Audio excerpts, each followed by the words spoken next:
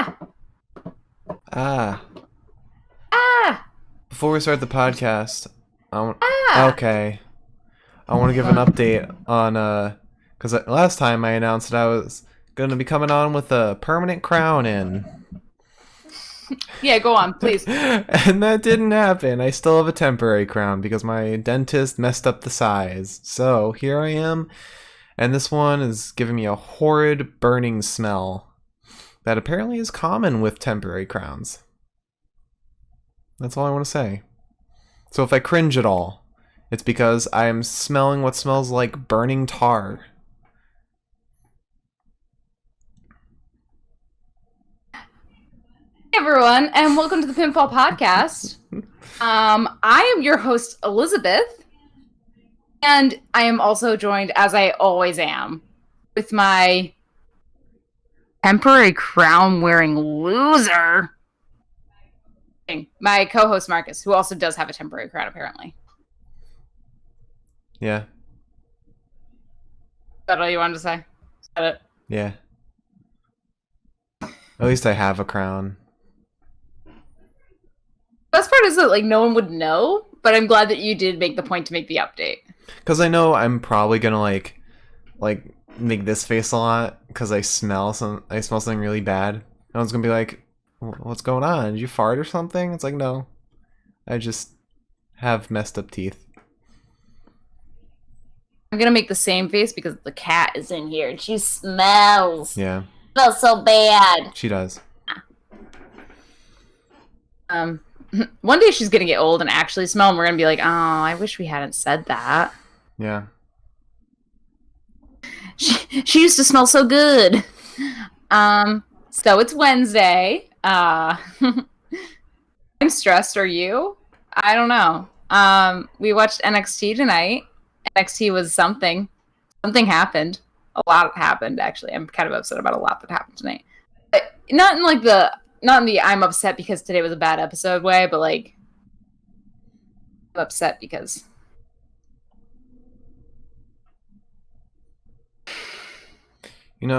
Today was kind of weird. You know how Raw was kind of all story and promo?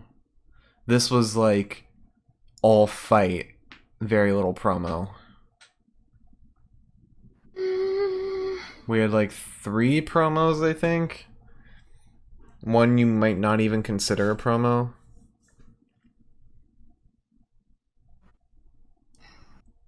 all right. Let's just I guess jump in. You need to ask for a little less affection right now. I'm sorry. I need to change the sign. And if I do it with one hand, you're going to get hit in the head with it. Actually, maybe I can do it with one hand? No, I can't. I can't. They're so far away from me tonight.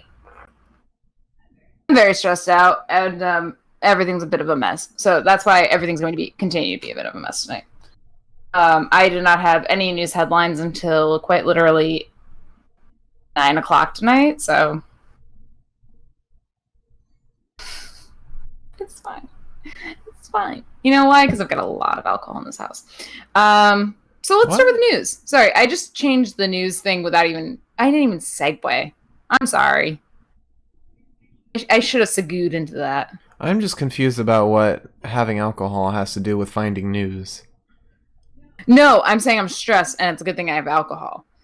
I have news as well. Okay. Don't you have alcohol on the podcast every time? Yeah, but this time I got a big alcohol. Big Tall alcohol. Big alcohol. Big alka over here. Aw. Sounds like Big Pharma. Because it is. For those of us that can't afford therapists, big alka. Nope. Nope. Very much seek out therapy. Please do. Oh, your nose is so wet tonight. Hey, my entire left hand is obligated to pet the cat now, so I'll be down here for most of the podcast, I guess. So do you want to start with news? Do I want to start with news? I mean, it's up to you. You're the host. We're here now. I'm just here to follow the lead and react. I feel like a lot of my life. Hello. I feel like a lot of my life, like this past 24, I'd even say 15 hours, honestly, has mostly just been me being like, I thought I knew what I was doing. Now I don't. Um, that's how I feel, and I feel like I normally like lead in with like a couple minutes of just talking.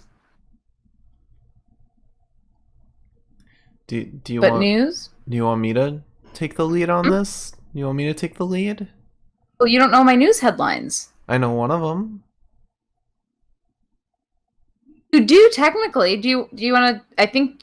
I mean, I'm the one who told you the news headline.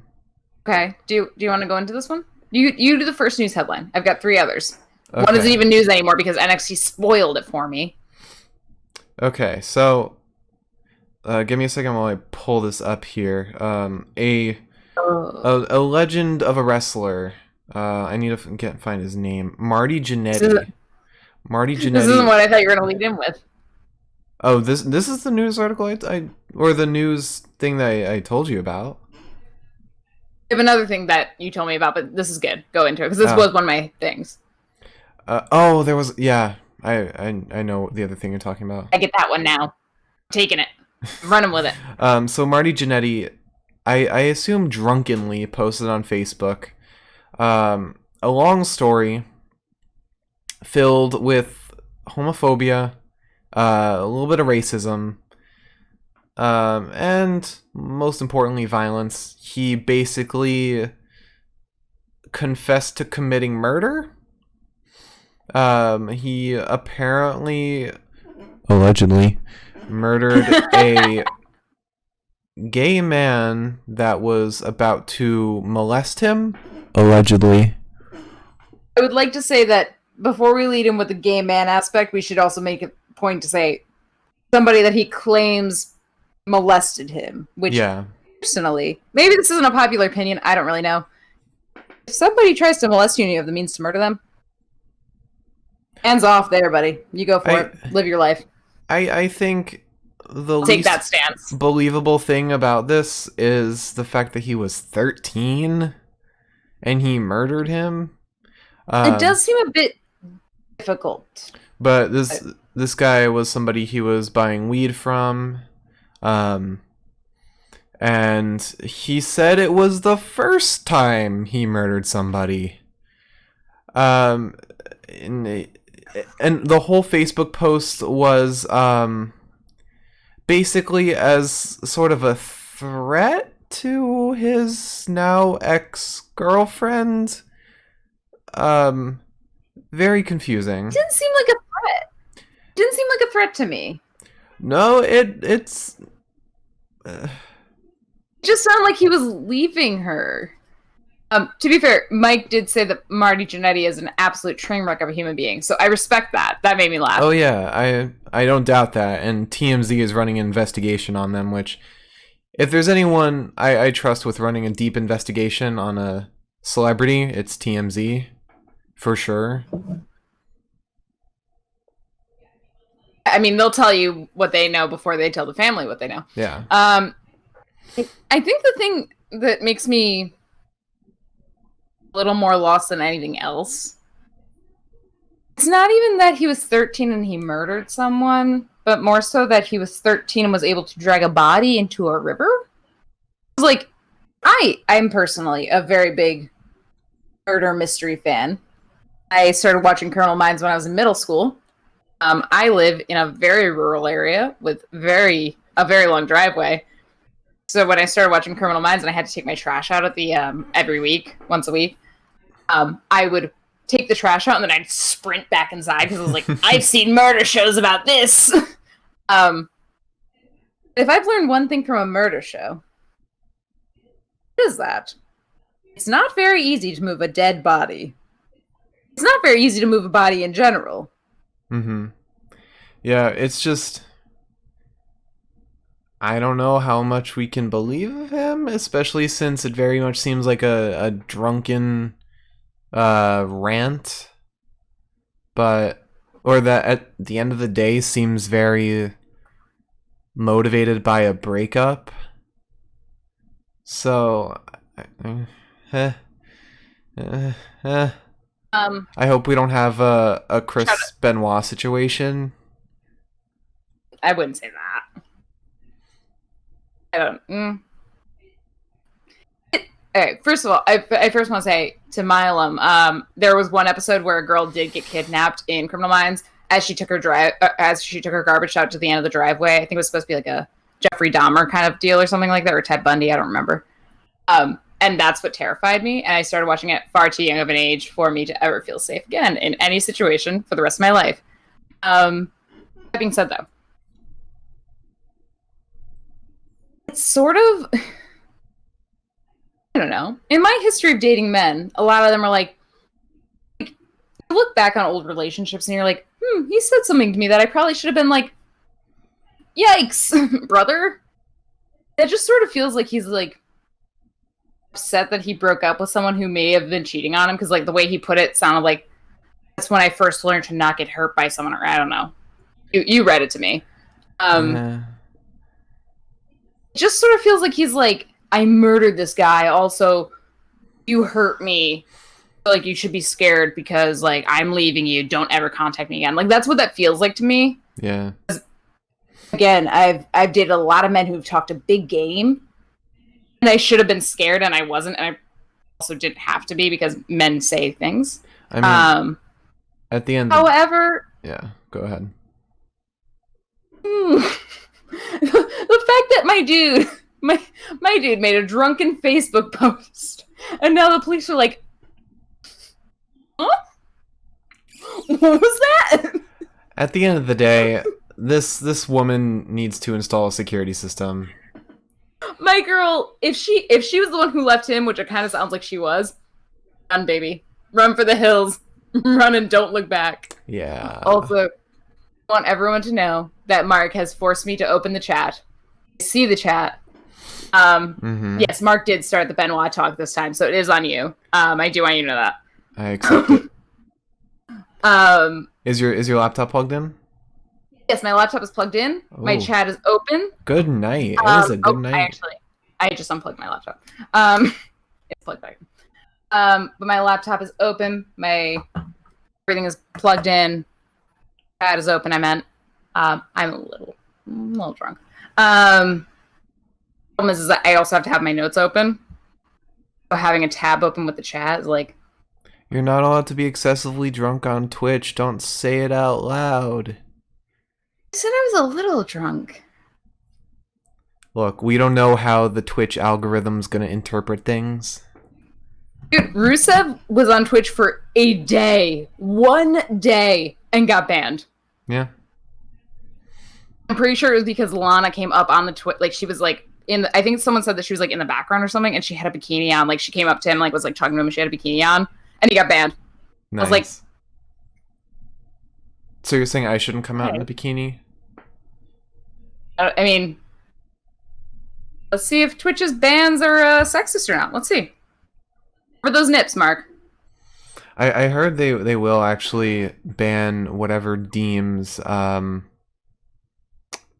is like the clothing is not appropriate to the segment you're doing, or like the stream that you're doing. Also, Mike, we have a set cutoff time for the news segment. It's 30 minutes is that hard out for us. So, Liz, you better hurry up with that. Mark knows I talk too much. You better hurry up with those other those other articles. Oh God. Okay.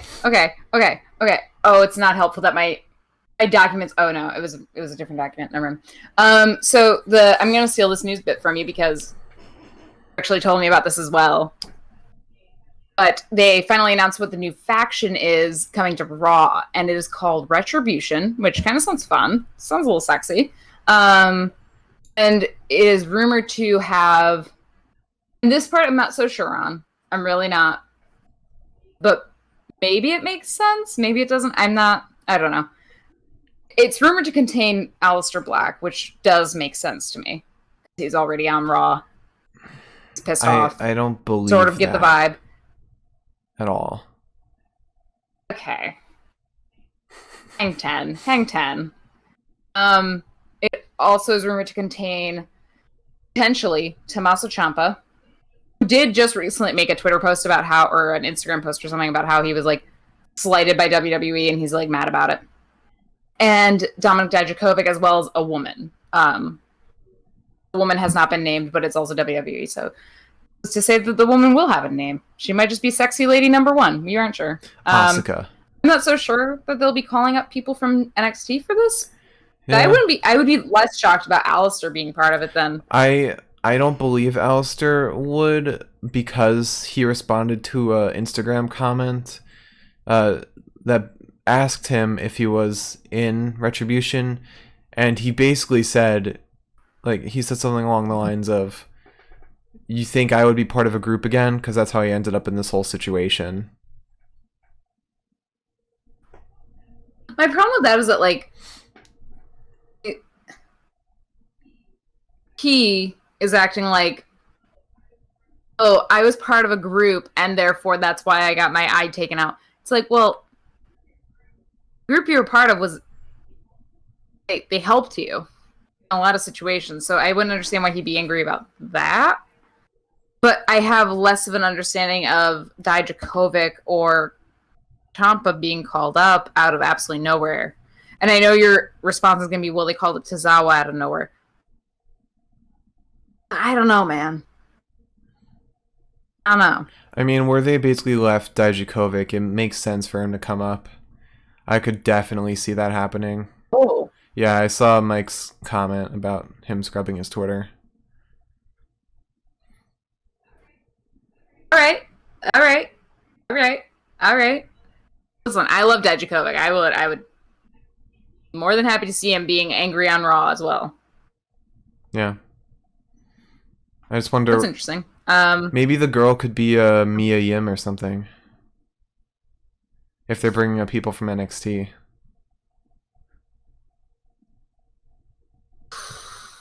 Wouldn't mind seeing more female talent in NXT, but also I'm not sure. I mean, the reason everyone's leading it to be, or leading one person to be a woman is apparently there was like some video or something, or like an audio recording, and I read a comment saying they heard a female voice in there.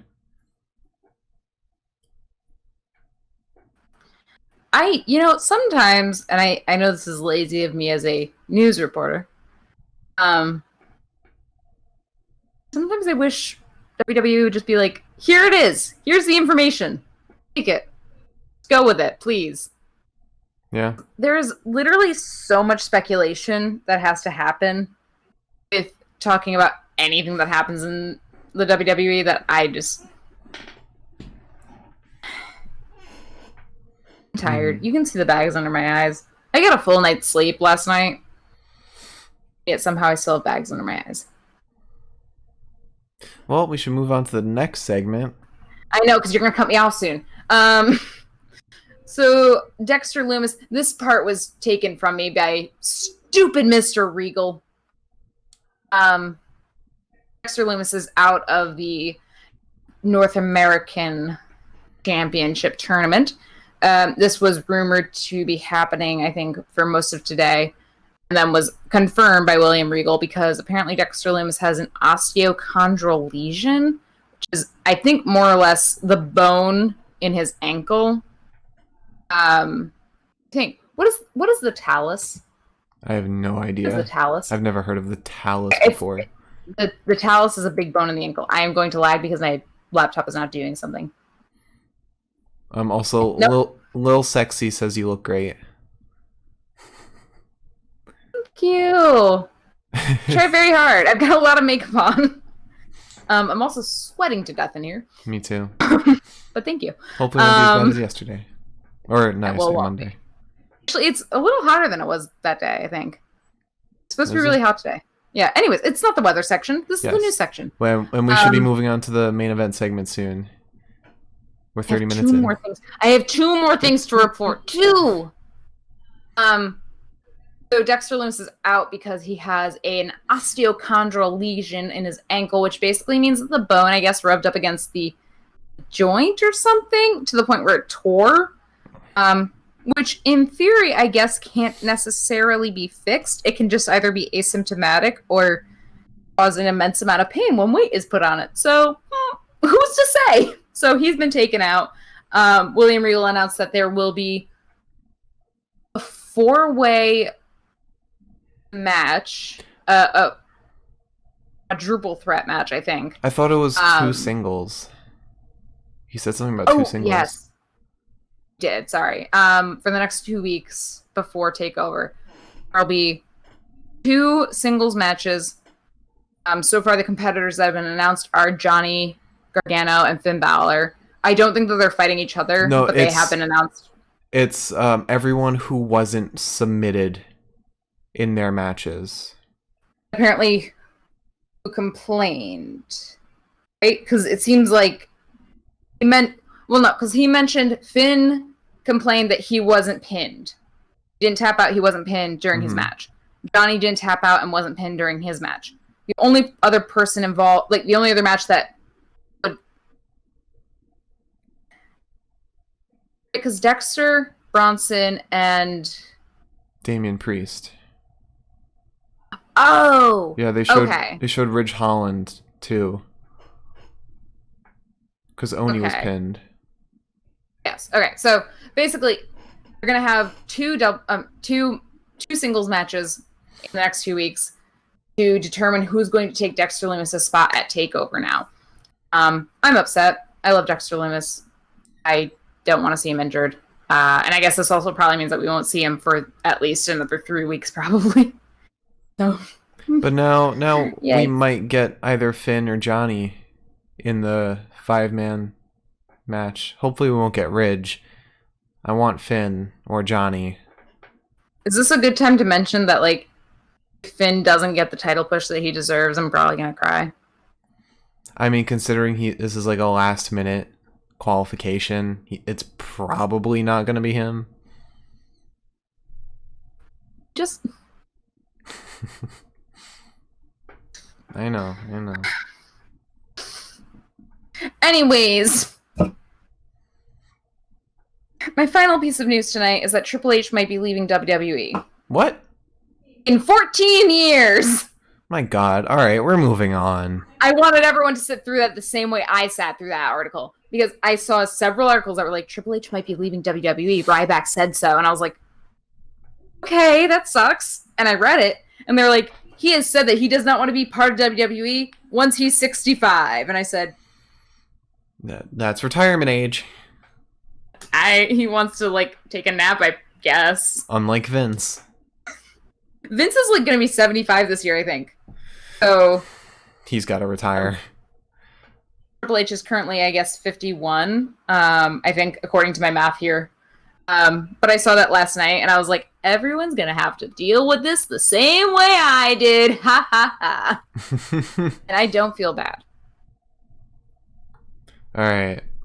Next segment. You want to go on to the next segment? Yes. You want to officially go on to the next segment? Yes, I would. VKM. I've never heard Vince called VKM. VKM? That makes him sound too cool. We can't call him that. I just like to imagine that Vince retiring and him passing on the company to somebody else and him just completely ignoring Shane and considering... He would pass... Like, either considering Stephanie or Drew to run the company. No, you know for a fact that if Vince decides to pass on WWE to anyone, it's going to be Triple H. It's going to be like, Stephanie, I love you, but probably not. You're a lady. And Shane, he's just not going to even acknowledge at the table. He's going to be like, Triple H. I used to think, buddy? I used to think it was Paul Heyman, but it seems like Vince doesn't like Paul Heyman anymore. After he ruined all his guys. I want to talk about it. Because you know what? Could be Daniel Bryan. Daniel Bryan gets nothing until he shaves that goddamn beard. Trims it. Yeah. I have a big problem right now. I've got a big problem with guys who are like, oh, quarantine beard. I'm like, That's like me being like, oh, quarantine leg hair. It's like, no, I can shave it off. Shave it off. You don't need a hairdresser for that. Liz, is this the best time? I think we should save this for our quarantine podcast. This is the quarantine podcast. The shaving quarantine podcast. Oh, okay. Stay tuned for our next podcast. All right, so you want to go? Imagine Pro? No, let's end the podcast here. All right. If it didn't take me that long to center that, I would say okay. I saw you struggled a little bit. You like how I keep changing the Yes, the I've noticed it every time. Thank you. You're doing a great job. Now All right. it's even more tilted. Anyway. I'm going to have to get up in the middle of this podcast to get another drink, and you know that. So to start off the night... Rhea Ripley and Dakota Kai. Sponsored by Voodoo. Voodoo Ranger. Sponsored by Voodoo Ranger. It's a really good beer. Not sponsored, actually. Don't say we're sponsored. Nobody I have quote no us. memory of when I bought this. Anyways. No, I didn't buy it for you. Never mind. Let's continue. Benoit and fake sponsorships. And what else? Like racism, homophobia. What else do we do? Bikinis. Great show. Leg hair too. And Liz is like completely zoned out right now. I don't remember when I bought this now. Anyways. 37 minutes in, and we're finally so- moving on to the first match. About to jump into it, and you just stopped me. Yeah. Can I start now? Yeah. So welcome to the Pinfall podcast. Sorry. Go ahead. No more interruptions. Anyways, started off with a headlock on Rhea, and she got slapped in the face, and Ripley returned that with a bunch of clotheslines, one after the other, and a very strong little drop kick. Rhea looked really good in this fight. I just want to point that out now. Mm-hmm. Everything Rhea did looked like it had a bunch of force behind it. Yeah. They then got Kai in the corner and slapped her once or twice, and Kai like got slapped like right here, and it did not look full force. There was like almost no wind up to it, and Kai was just like, ah! Ah! And I was like, that really hurt that bad though. I mean, compare that to Rhea, who actually sold stuff really well today. I thought she put on a good reactionary performance as well. Oh, and your nose is bleeding everywhere. It's pretty hard not to react. Oh god, we haven't even gotten there yet. I know we haven't. I don't even like. We'll get there. We got a vertical suplex from Rhea to Kai, and then she threw her face first into the canvas, and then kind of did like. It wasn't like a leg bar, or it wasn't an arm bar. It wasn't. It was like a waist lock. It was a waist lock, I guess. I don't know if that's a thing. I guess it is. On Dakota, who seemed to be struggling a lot, but it kind of just looked like somebody. She was like piggybacking somebody, but she fell over. What it looked like to me. I don't know how painful that could be. I guess maybe Rhea's thighs are really strong, and her like leggies can just crush you. But I guess. I rolled backwards to cover, but Rhea thrusted her forward, and it looked painful. Later on, Kai sent Rhea face first into the bottom turnbuckle. This was during their commercials, but no commercials kind of part of it. Frustrating. It's fine. Okay. Rhea then got choked against the ropes. A sweet little knee to her face, and then a headlock, and several different headlocks then on. Rhea then kicked Dakota Kai in the stomach. the announcers called Dakota Kai's bread basket, which I didn't like. I didn't like that. I didn't like that at all. I take a lot of problems with that. I don't know why. I heard that. I'm sorry, I'm getting yelled at right now. She wants to be a guest on the podcast. If I lift her up, you know for a fact she will not want to be a guest on the podcast. Yeah, because she didn't realize there was a camera involved. She doesn't have her makeup on. Yeah. I thought there was a noise that came out of my throat too, by the way, when I was talking. I was like, what happened to me? I'm sorry I wasn't petting you. I didn't see you come in. You gotta have a little bell on your neck. But yeah, I didn't care for the bread basket comment. I don't know why. It made me feel bad. Uncomfortable. Then we got a hard clotheslines to Kai and a nice little drop kick to her head, which and then a very, very, very slow scorpion kick from Kai to Dakota. Kai to Rhea. Yep.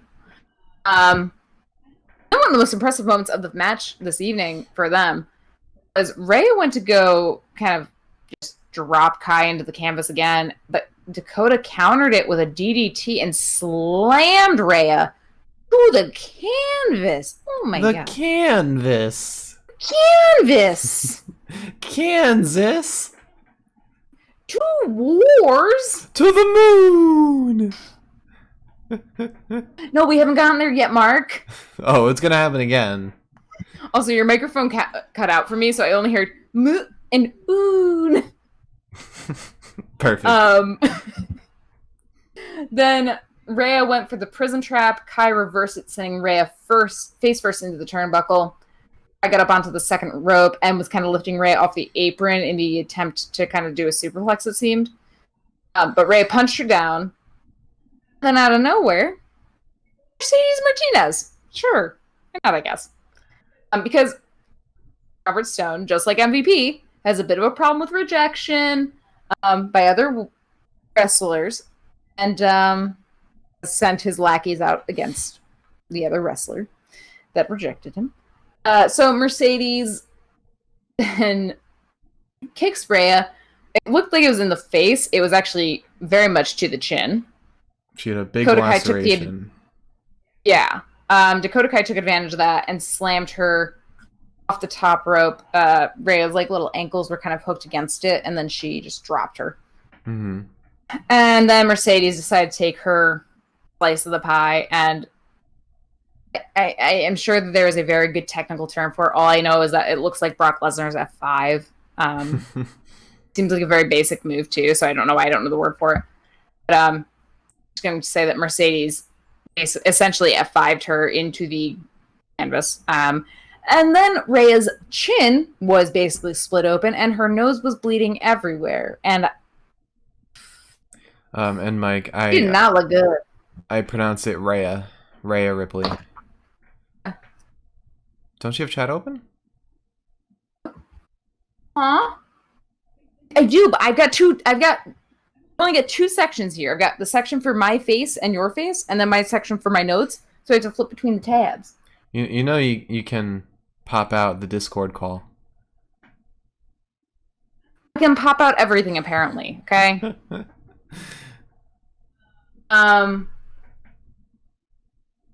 You pronounce it Rhea? Yeah, Rhea. Yeah. Rhea. Some people say Rhea. Ripley. I've heard Rhea Ripley. Rhea Ripley. Rhea. This is the first time I'm really ever seeing that name. I'm confused now. I don't know what I pronounced. She was battered at the end of this, and not like in like a she bladed kind of way, but like she looked like she genuinely her nose a little jammed up there. I mean, at no point did she have the opportunity to blade in any way. She didn't slip off the ring at all. You could see where, like, the moment she got the laceration on her chin, you can see the moment that she, like, basically got her nose broken when she landed face first onto the mat or onto the canvas. Do you think her nose is broken, or do we think that she just kind of got, like, an impact to the nostrils? I think she's got an impact. I don't think it's broken. I don't know if your nose bleeds just because you got smacked in the nose and didn't break it. Never I don't know. had a nosebleed for anything other than like my nose was dry. Let's go into my health history. Yeah. I used to get nosebleeds. You were sick. I did. I did used to get nosebleeds. Welcome to the Nosebleed Podcast. No, that's later, after the quarantine shaving podcast. Oh no. It's the quarantine TMI podcast, actually. We're just gonna group it all together. Okay, fair. It's so much easier, by the way, talking to you when there isn't a tropical storm overhead. Like, I can hear you talk. What's that? I hear a tropical storm rolling in. I'm gonna throw the cat in your room. So after this, we had Bronson Reed versus Shane Thorne. And thank God we're seeing Shane Thorne, by the way, without Brendan's stupid Vink. Liz hates Brendan Vink for undisclosed reasons that we don't want to share on the show right now. His last name might be a little too close to my last name. That's all. That's all I have to say about that. I don't like him. That's literally the only reason. He's stupid. Anyways, yeah, I don't know why we had this match. I don't know if maybe they're just like, hey, remember Shane Thorne, by the way? I don't know if that was like the only point. Yeah, it's just like, here's Shane Thorne back. Who can he fight? I don't know. Bronson? Sure. Why not? There's like, Shane's back. Who's not doing anything tonight? Bronson! They're doing the same thing with Daniel Burch fighting Karrion Kross, so. Yeah, you know what? I got words for that later. Yeah, I got words for that later. Yes, I know you're down there. I know you're down there. You don't have to keep walking between my legs. Somebody's being needy. So, you know, Shane Thorne looked a lot better than I thought he would against Bronson tonight. He immediately got shoved in the corner and then got kind of punched around a little bit. But he managed to do a really strong drop kick to Reed's little head. And then sent him out of the ring, and furthermore, sentoned onto him out of the ring, sending that man bouncing off to the side. Reed then full Nelson Thorne into the apron. It was a very weird move. He kind of just full Nelson, lifted him, and slammed him down because Bronson Reed is massive and Shane Thorne is like a dumbbell to him. Reed went up to the top rope, and Thorne decided to fight him off of it successfully. He got thrown off the ropes as he was punching Reed and managed to somersault off of them as he was being pushed. And gained enough traction to drop kick Reed while he was on the third rope. I need him while he was down on the canvas. We get a nice little clothesline, and then we get some in-sync clotheslines. It was cute. Super cute. Then Bronson Reed said, oh wait, we're in a wrestling match and I'm much larger than you, and clothesline Thorne just sent him through the canvas basically, and did a driver to the canvas with his sweet little Australian body. And then Bronson Reed jumps off the top rope, flattens Shane, and pins him and wins, because it's Bronson Reed and Shane Thorne is half his size, if not a third of his size. I mean, this we knew who this would go to. There's no shock here.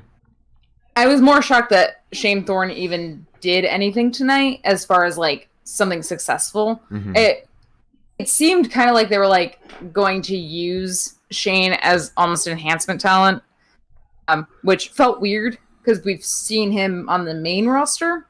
Yeah. So to use him as enhancement talent in NXT felt like a little but he did hold his own pretty well, at least, I think, tonight.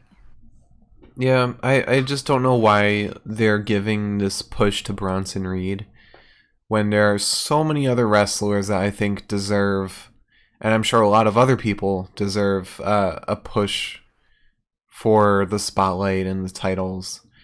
I don't know. It's weird. I'm First of all, I'm really hoping that we see Killian Dane in one of these qualifiers for the ladder match, because I feel like he really deserves it, because he's got a longer pedigree of fighting than Reed does. Mm-hmm. I try to take that into account when it comes to like these wrestlers, which is why I wasn't so shocked that they were giving Ridge the opportunity, I guess. I don't know. I just have a problem with like, because like Keith Lee's a perfect like example of like a bigger guy that they use. They don't just use like the fact that he can flatten someone by jumping off the top rope as like his only thing. I mean, same goes for Otis too. Right. Otis is very agile. Like Keith's a big guy, but it's not just his weight that makes him a good wrestler. Mm-hmm. It's the fact that he's strong as hell. He does have a couple weak spots, but he is agile too. And Bronson's whole thing is just, if I lay on top of you, you won't be able to really get out. If I jump on top of you, you're done. Mm-hmm. You know? I don't know. I got my opinions on Bronson Reed. I don't like him. I don't like him at all. So you want to move on? Yeah. Then we got I'm skipping over a couple promos, sort of, because like we had a lot of NXT's really good at the whole. There's sort of a promo, but it's just a silent-ish promo while we talk over it. I don't consider that promo. I just consider that like a teaser. Yeah. A lot of teasers then. We had Phineas. Fandango. Fandango? Have we decided on that? Yes. Yeah. You go over this every NXT? We've decided it. It's Fandango. We had this conversation. Okay. Oh, actually, it's Breezango walking in. And Legado comes out of absolutely nowhere, jumps out of a car, and attacks both Fandango and Breeze, and kidnap Fandango. But they just, do you care if I talk about what happens later on? It's just one moment that I find really funny. I'll let you go ahead. They kidnap Fandango to just bring him right into the ring where he was probably already going. I didn't even think about that, actually. Like, thanks guys, you gave me a lift. Well, to be fair, no, they just made us walk longer because he was walking into the Performance Center. I assume, I don't know if they're at Full Sail right now or the Performance Center. It seems like the same ring at the Performance Center. Because normally they go to Full Sail, but I'm getting into specifics. It doesn't matter.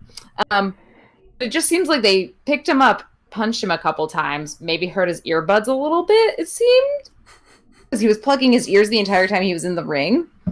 And but they did bring him back around, which I think was nice of them. Yeah. You know, you got to get a couple punches, but you're carried into the ring essentially. I wonder if they carried him the whole time, or if they rolled him in on a dolly, and then carried him into the ring. Imagine they had him on like one of those big like furniture dollies where like you can like put like a whole ass couch. They're just like, let's go. All right. I mean, if you're thinking of it in terms of like an entertainment show, he's just walking and they're like, okay, you gotta act hurt now, and he's like, oh. Now that Pizza's done drinking water, she's back to ask me for more pets. They're very inconvenient sometimes, you know. Very cute though, so it's okay. Then we had Robert Stone and his Robert Stone brand, being Mercedes and Aaliyah, walking back into the Performance Center, it seemed. Sometimes because, like, we had the Fandango promo as they were walking in, and it was light out. Robert Stone brand walking back into the Performance Center from what looked like a back parking lot almost, or loading in area, at night.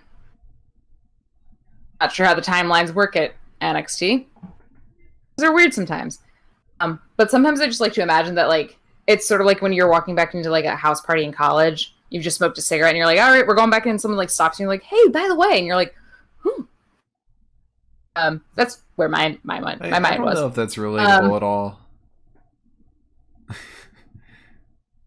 All right, some of us didn't smoke in college, I guess. Some of us have good lungs. Yes. As I'm the So one the Rubber Stone Brain is breathing like, in like burning tar scent right now.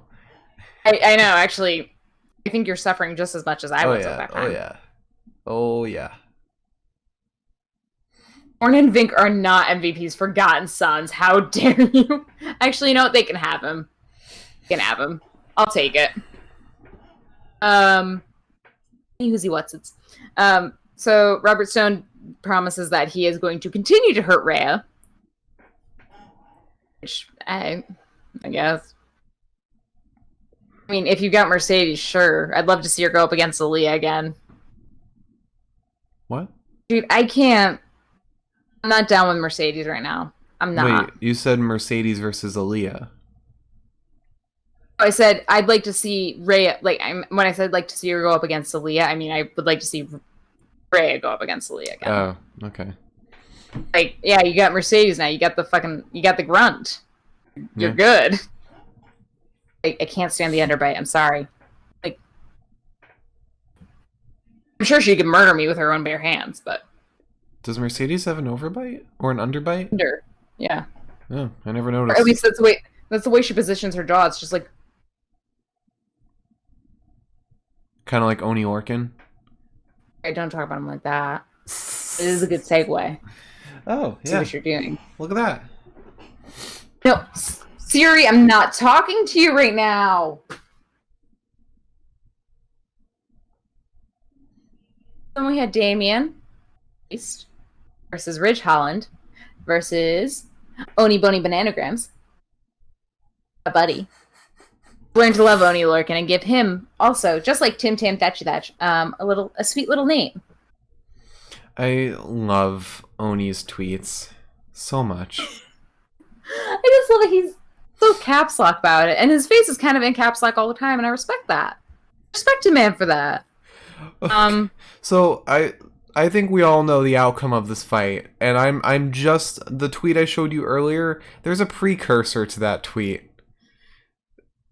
Can I read both of them right now? Because it makes it so much funnier. This is the wrong time for me to throw my phone across the room. I mean, I can read you. Okay. So I'm not looking up, don't worry. Before the show started, earlier today, he tweeted, "I would like to officially announce that I am going to kick the ass of multiple people tonight on NXT on USA Network. Throw them up." And then after this fight, he said, "Got my ass kicked on NXT." Oh, Oni. We love a man who admits to his truth, okay? True.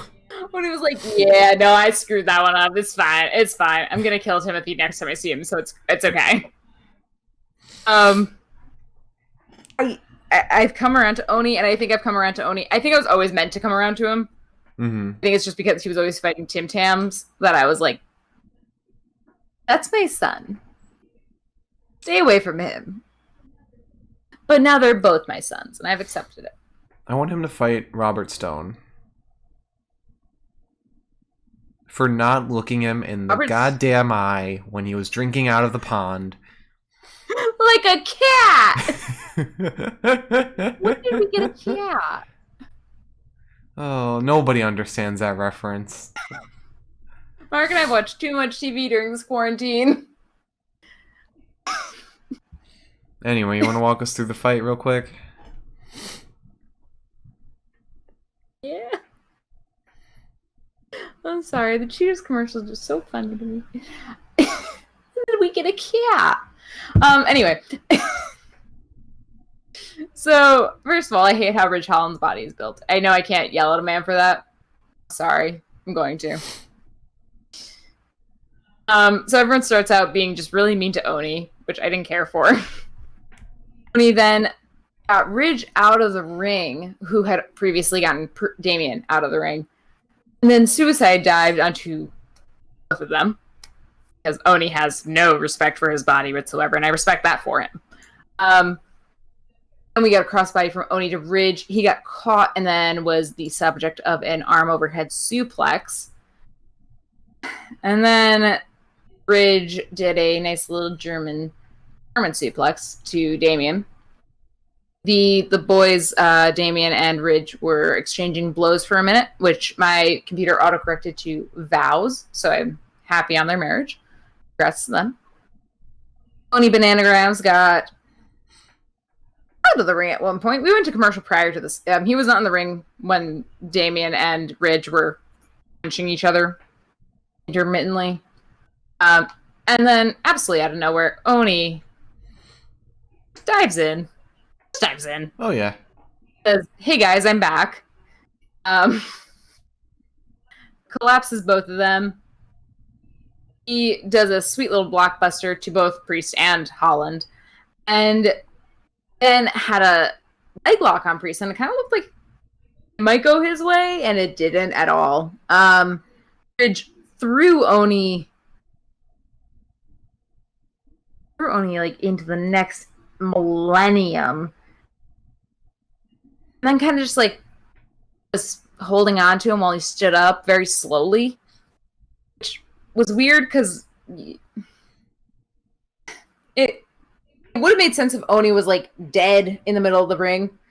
He was just kind of like nursing like an injury, and Ridge just had his hand on Oni's shoulder. I was like, all right, sure. And then Priest interrupted that sexual tension and got absolutely powerbombed by Ridge Holland. Lorcan decided that wasn't going to be how it ended. He broke the cover. Ridge then had Oni, and Oni slapped him several times and got in some really sick European uppercuts on Ridge. And then Priest got in. Oni decided to slap him. And then Ridge Holland, who I did not want to like at all, and I still don't like, but it was impressive nonetheless. I guess it was a clothesline, I think. I'm not even sure now. It was a clothesline. Yeah, he clotheslined Oni, and Oni went spiraling through the air. Mm-hmm. And I guess maybe he used his last ounce of, like, energy on that one because Damian Priest spiked Ridge Holland into the mat like a gosh dang volleyball. Then he got the crazy eyes that Oni was exhibiting to us previously in this match. Kind of backbraked Oni into the canvas, then covered him for the win. And now this makes me a little upset, if you will. I mean... Because... No, hear me out on this. Supposed to have a 4-man... Or we're supposed to have 2 singles matches with 4 of the men that were not pinned or didn't submit during the qualifiers for this North American title. And Ridge, who was technically from NXT UK, and this is Mark was making a comment earlier about how, he just came to NXT the US, they wouldn't give him the title push this early on. This is probably just good like promo for him, essentially. But then I kind of realized like, well, he went from NXT UK to NXT USA, which isn't like an upwards move, it's just lateral. I'm kind of wondering if maybe they're gonna make Oni go up, or not Oni, Ridge go up against somebody in a singles match for that 5th qualifier spot. And it's making me like a little worried that he's gonna win. I mean, I wouldn't worry. Even if he does qualify, I don't think he's gonna win the title. It would be very weird for him to be the one who gets the push to win the title. I don't think anyone in these make-up singles matches is gonna get close to winning the title because these guys are all second thoughts in these qualifiers. They're all like because Dexter Lumis is injured. Can I say something? Yeah. I just finally realized why this is confusing me. Why? So, Dexter lost his spot, right? Like, he's injured. Yeah. So, in theory, only 2 people now have qualified of the 3 matches that we've seen so far. Yeah. Only 2 people have qualified of 5 people who need to qualify. So, 2 people have qualified. We've got 1 person coming up, or 1 person qualifying next week in the 3-man match that we'll talk about later. This implies to me, if we're going to see over the next 2 weeks, 2 singles matches of men who have not been pinned during these qualifier matches, this just implies to me that if you got 2 qualified, 1 person's going to qualify next week. Wouldn't that imply that they have not planned out who's going to be the third, like who's going to be the next group of triple threat matches? Because then that's still 2 people in 2 singles matches that have to win to qualify.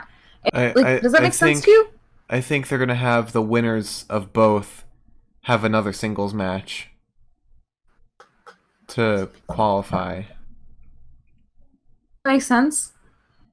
Numerically, does that make sense? Like, it's the 5th, right? So that would mean next week we see... No, that doesn't make sense. Because next week we see Kushida, whoever, and the mystery person. Mm-hmm. And imaginably, first singles. The 19th, after that, we would see a 3-man. Mm-hmm. I imagine the second singles. Mm-hmm. They might... And then the 9th... They might have both of the singles done next week, and then the winner singles done the following week.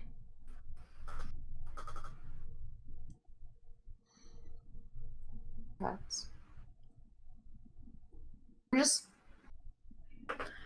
know I'm not very good at math. But this is throwing me a little bit. That's all I gotta say. I got vibes. Vibes. All I've got. I've just got vibes right now. You want to move on? Yes. To the moon! I am back on my Bon Aviv vibe, as always. I ran out of beer. So we have Cameron Grimes versus Keith Lee. Why do we have Cameron Grimes versus Keith Lee?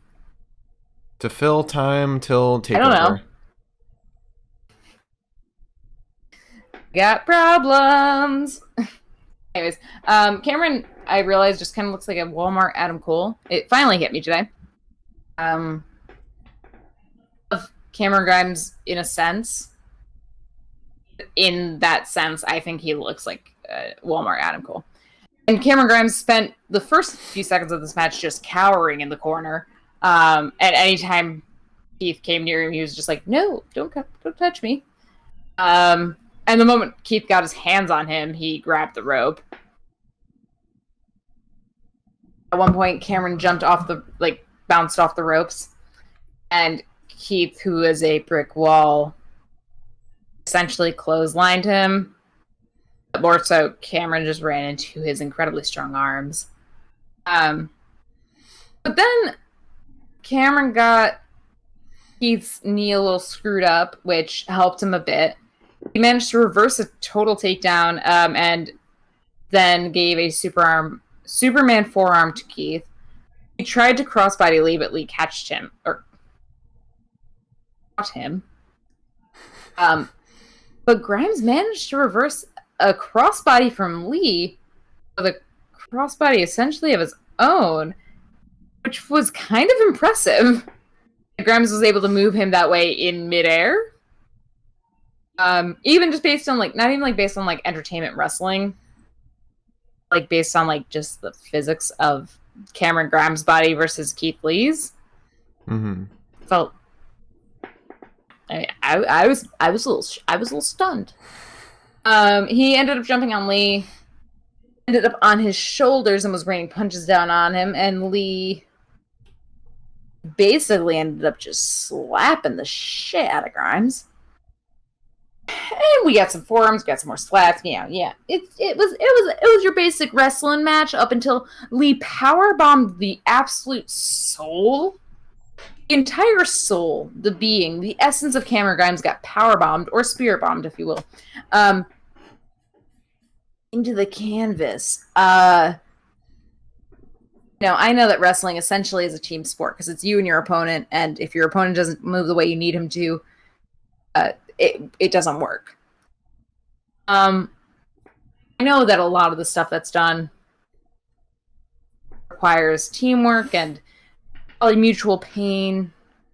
It doesn't always end up as bad as it looks. But there's absolutely no scenario in my entire life that I can imagine where Keith Lee could do that to my body, or anybody, for that matter, without it just absolutely being cripplingly painful. Unless there's like pillows directly under that part of the canvas somehow. No, it's not for me. It's just not for me.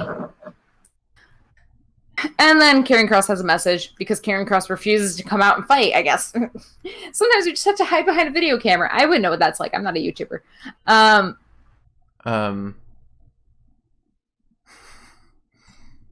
just think that he should just fight him.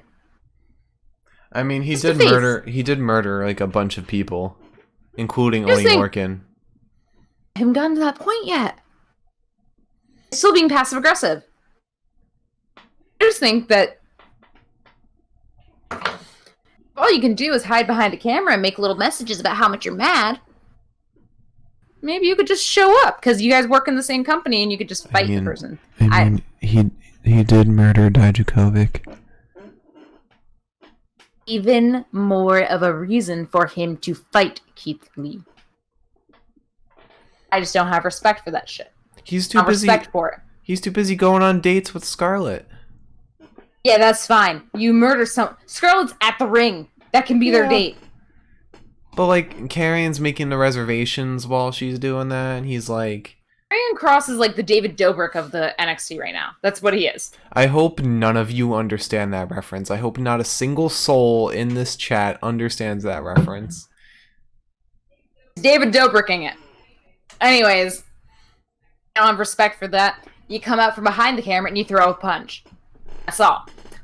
Anywho, Karrion, in his little video, showed that he basically has murdered everyone. It looked like near like a practice ring or something. I'm not really sure. And one of those men, which Mark and I, eagle-eyed scouts here, spotted, was Oney. Would it shock you to know that Danny Burch has a match with Karrion later? Later tonight. Next week? In a couple of hours, actually. Oh my god, my hair looks so bad because I'm so sweaty. But yeah, it was funny because like Mark and I were both like, no, like none of the announcers mentioned like, oh my god, that's Oney Lorcan, he's dead. Mark and I were both just like, isn't that Oney? And Milam, we have no idea who he was headlocking. That happened too fast for us too. We couldn't see, but the only one we could point out was Oney. Glad that Milam enjoyed my Walmart Adam Cole thing. We opened up the chat again. I like how Liz said she had the chat open at the start and has not really been looking at it at all. She's minimized it. Oh, what did Egg Donald say? The moderator, you removed a message. Egg Donald was advertising some scam site. I love scam sites. Same thing? Yes, I was saying how you opened up the chat today and haven't been looking at it at all. Maybe like every 20 minutes. It's because I'm blind as hell. I've got to zoom in on my... Well, I've got to... Not zoom in. I've got to move my head in. Just hit Command... Hit Command plus. Hit Command plus on that window. The plus and the command are so... Oh! Oh my god. Okay, everything's in 18% now. Perfect. 18-point font. Oh, wrong. Okay. Mike said don't open your eyes that wide. And that's scary. I've seen my eyes open that wide before. I made a note of Undisputed Fellas backstage because I'm really happy that they're back. I'm so happy that Undisputed Era is back together. I'm so happy. Bobby Fish is from my hometown. I didn't even realize it. Huh? You mean your? I'm thrilled. You mean your hometown of Las Vegas, Nevada? He's from Albany, New York, and you know that. He probably went to the same mall I went to. Just as shitty for him as it was for me. They're little trash monsters. For everyone watching, Liz is not from Albany, New York, and I'm going to bleep all this out in the... You don't have to. I don't live there anymore. And in theory, neither does my family. So, in case the two people that religiously watch this podcast, and we really appreciate you for it, decide that they're going to have a mental break and track me down, they're not going to find me there. They're just going to find politics and corruption. And cows. Anyways. Shall we move on? Yes. Then we had Legado, I guess. And Fandango. Santos Escobar comes out with the microphone as he always does. With Raul and Joaquin dragging Fandango. And Santos is complaining that Lucha Libre is exploited and X, Y, and Z, all while working for a company that essentially exploits Lucha Libre. Allegedly. To the moon! It's just, anyways. And they're just dragging Fandango in. He's at one point they finally got him into the ring and he has his ears plugged and I was like, what happened? You're sensitive to the sound. And Tyler Breeze, my sweet boy, comes in to help. Doesn't really help at all. I mean, to be fair, it's a 1-on-3. Yeah. Well, technically 1-on-2 because Santos wasn't really doing much at all. But still. At the end of the day, Raul and Joaquin made sure to drag Fandango on top of Breeze. So at least, like, you know, as they died, they were cuddling. One last cuddle. I was happy about that.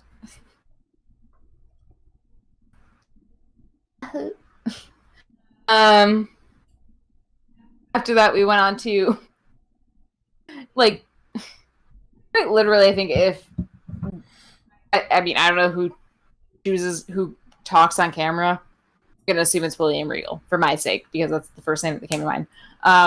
It's basically if William Regal was like, who are the two worst line reciters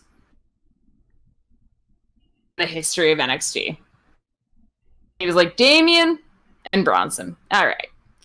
So Damien's outside, he's talking, and he's like, oh, you guys can have like a second, but I gotta get going. He's talking like how he's gonna win the North American title, I guess. And then Bronson, who comes outside and interrupts Damien. And they're just arguing kind of with each other, sort of, talking about how like they're so much stronger than the other, more or less. And it's very uncomfortable because at one point they're like face to face and they're just smiling. I was like, are they gonna kiss? That'd be fine. But that's sort of what it just felt like they were like not mad at each other. And they basically announced that they're gonna have a one-on-one next week because what else are we gonna do before NXT at this point, or before Takeover, for that matter? I'm getting that was a promo. I'm getting Priest and Cameron Grimes vibes right now. That rivalry. Are you? I feel like Yeah. Bronson poses more of a threat than Cameron ever could have. I mean, not in terms of, like, competition, but how Grimes and Priest had, like, a promo in a parking lot, interrupting each other's promos.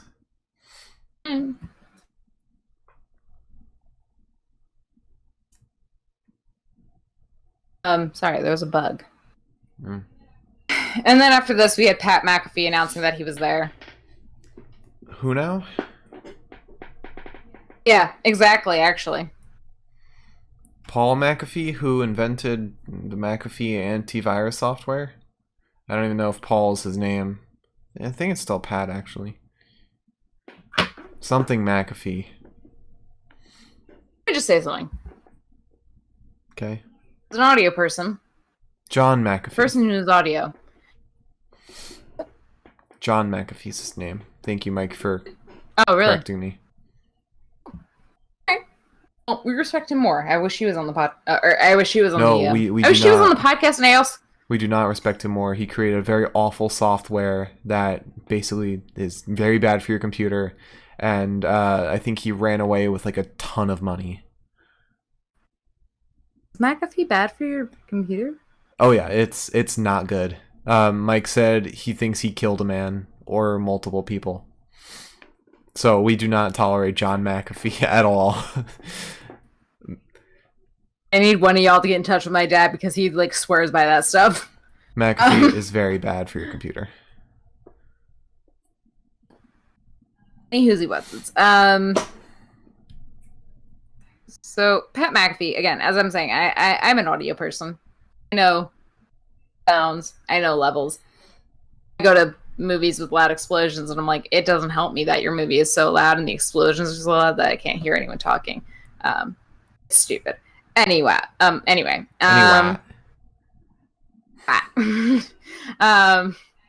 McAfee's voice is about the same vocal range as literally everything else that's happening on NXT in terms of trainee noise, wrestler noise, Tom Phillips noise. I mean, we've watched SmackDown. We know they're not good with audio mixing. Plus, they probably don't like Pat McAfee. They probably wanted him to be like drowned out the whole time. No, my Yeah. point. Yeah, wow. I don't know what happened there. Sorry. My.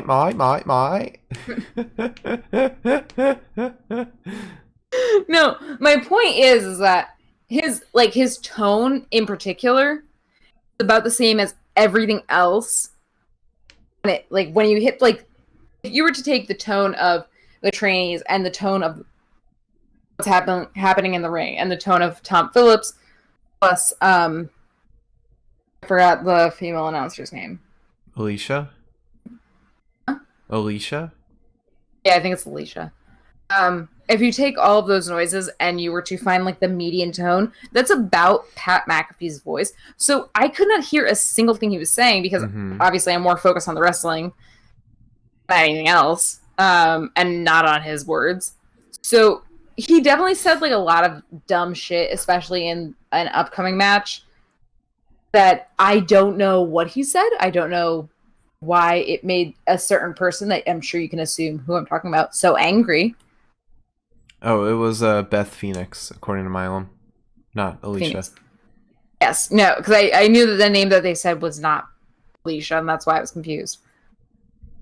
That being said, it doesn't work for him. They should have raised his level a lot more because I don't know what he said for 90% of the time he was on TV, up until the point where he was on TV and there was nothing else happening. So, anyways, I hate Pat McAfee. That's where this was going. So he joined us to start with Tegan Knox versus Indy Hartwell, who I cannot stand. I cannot stand Indy Hartwell. Tegan headbutts Indy. And then Indy slams her into the canvas. Tegan punches her. Indy clotheslines Tegan. And Tegan basically Nega Jeffs Indy in the corner, the Chinese wizard to her entire face and pins her. It was a nothing match. Indy basically just dropped back down to like enhancement talent, which she was more or less up until her last match, I think, was versus Shotzi. But they just like kind of reminded us that she was absolute performance talent or enhancement talent.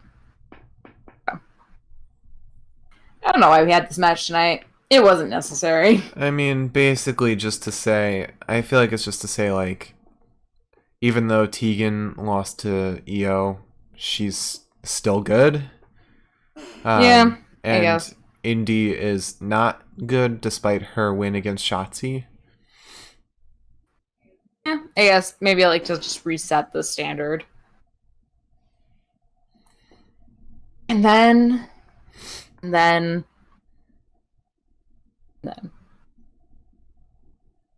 we had Bobby Fish. My sweet shared hometown boy, Kyle, who has not been back wrestling in like a half minute. I'm so happy he's back. It makes my heart pure to see all of Undisputed Era in the middle of the ring, doing their little thing, being so happy together. It was wonderful. I was happy. I was having a great time.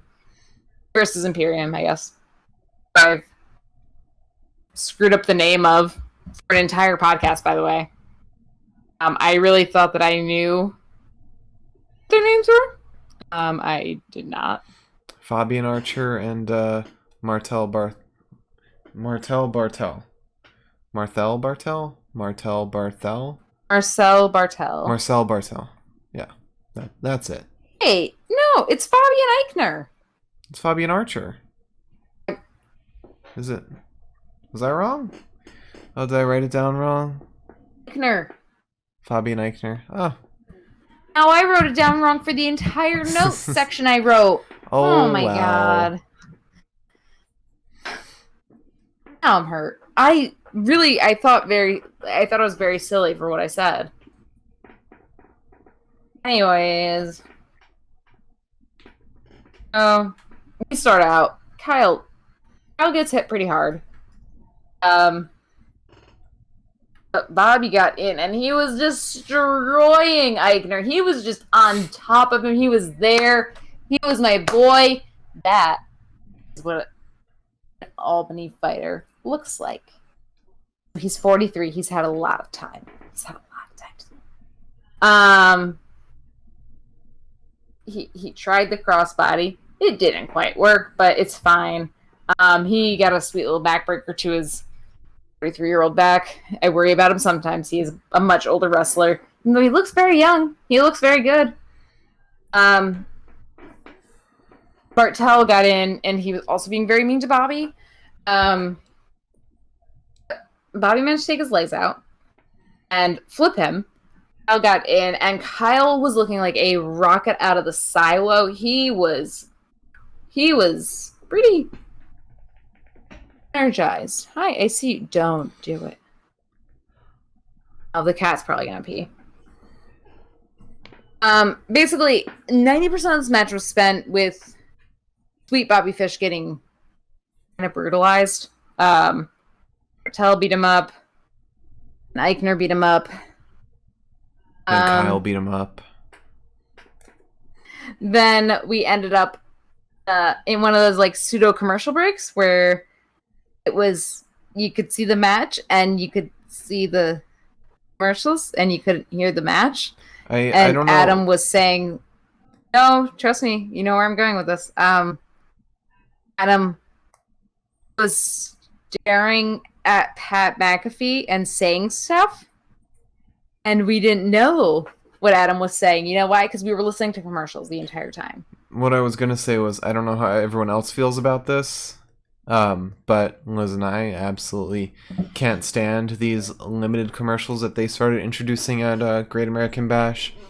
Because, I mean, nothing happens in these moments that they show during the commercials. there's no point in showing it. At least cutting the commercial break lets viewers kind of like take a breather, check their phone and everything, go to the bathroom. I mean, sometimes they're not well placed, but definitely prefer full commercial than these pointless limited commercials. I'm not going to turn to AEW. I don't know anything about how AEW does their commercials, but yeah, no, I can't stand the limited commercials. It's annoying. I'd rather just have full commercials. But only turn to AEW because of Jon Moxley. It's like the only. I watched a video of him earlier today from the AEW YouTube. I was like, love you. I miss you so much. But we'll never get him back, and we all know that. So I do want to make the point now real quick. You know how, Mark, you and I, we always talk about how AEW is like what WWE was before they kind of were like, hey, Chris Benoit killed himself. Maybe we should scale it back just a little bit. Jon Moxley was like, well, the whole reason people like AEW is because like there's like wrestlers who think that like WWE's, or he didn't say this specifically, but like wrestling now is like goofy and like silly, and they want to like see or they want to see wrestling from like the old days and stuff. So that's why like I think AEW appeals to a lot of those like old wrestling fans. And I'm like, I mean, without delving too far into the subject, I've said this before on the podcast. I think AEW is appealing to that the crowd that wants old-fashioned wrestling back, while WWE is trying to sort of rope in new audiences. So it's back and forth. I mean, even I think classic wrestling is more ridiculous than wrestling now. I mean, we were watching SummerSlam 1992, and you had Animal and Hawk who were wearing like football gear with spikes on them. You had Corporate something who like one of them was wearing like overalls and glasses. One of them was wearing a suit. Like it was very ridiculous. No, you're good, Mike. We're not derailing for too long. But and then like AEW had Orange Cassidy dropping a whole tub of orange juice on Chris Jericho and rest of his stable. I promise I won't go too far on this. It's one of those things where it's like, yeah, I respect the idea that you're trying to go back towards old-fashioned wrestling, but at the same time it's like old-fashioned wrestling got like a lot of people like really seriously like screwed up. And I think that's just something that AEW can kind of adapt towards. Like, people get injured, so they make things safer. That's wow. They make things safer. It's sort of like taking things as they go. And Tony Khan is no stupid man. I'm sure he knows what he's doing. One thing that Jon Moxley even said was like, you know, people will like see so and so as my like opponent, but he's also my teammate. And I was like, wow, actually, the fact that you're acknowledging that part is interesting, because people in WWE won't really acknowledge that because it's more of kayfabe. There's a much thicker veil, I think. But yeah, I mean, I would never turn to AEW, mostly because I don't think we have time to turn to AEW in our lives. But I just want Jon Moxley to be happy and healthy. That's all I care about. I don't care about literally anyone else in that sphere. I just want Jon Moxley to be happy. I care about Orange Cassidy and Jon Moxley. Because Orange Cassidy he's one of the best wrestlers I've ever seen. Jon Moxley, Dean Ambrose, John Good, whatever you want to call him on a given day. I just love him so much. The chaotic energy just exudes from him. Anyways, speaking of men I love back so to the much. Podcast. Bobby Fish. What? I thought you were talking about Adam Cole. Because we're past the commercial break part. Yeah, no, I should be talking about Kyle, but I just want to mention that I love Bobby Fish. Oh, okay. Anywho. Kyle got in. He was mad. He was mad. Mad.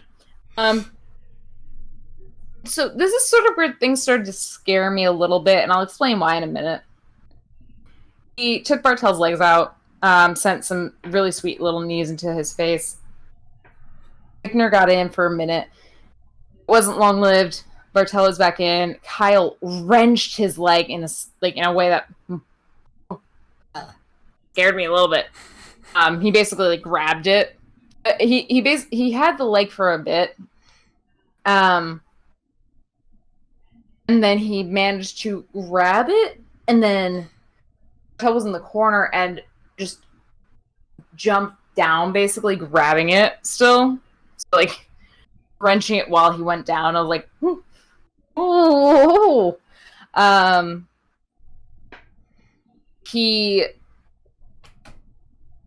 Bartel at that point was face down on the canvas. Kyle jumped from the top rope, sending his little knees into Bartel's ass. And then grabbed and did basically a knee lock on Bartel's leg that was already attacked earlier. Bobby managed to kind of dead drop onto Bartel. Bartel kind of got loose at that point. Kyle grabbed the leg again. Eichner got in. Dropped on Kyle. And then things started to fall apart just like a little bit. And by that I mean like the whole thing fell apart. Adam Cole, who had been doing what I normally do when I see some, like, if I'm dating a guy and I see their ex at a party, I stare them down until they leave. Maybe I have problems, but that's fine because Adam Cole did the same exact thing more or less to Pat McAfee. Adam Cole had stared at this person for an extended period of time. McAfee, specifically. And then decided that he was mad at him. And went up, basically told him to shut up. Why are you smiling? Look at the chat. I'm missing something in the chat. Yes, Milam said something funny.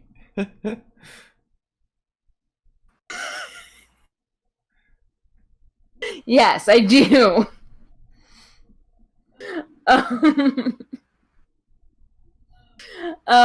So basically, Adam gets mad enough that he throws water in Pat's face.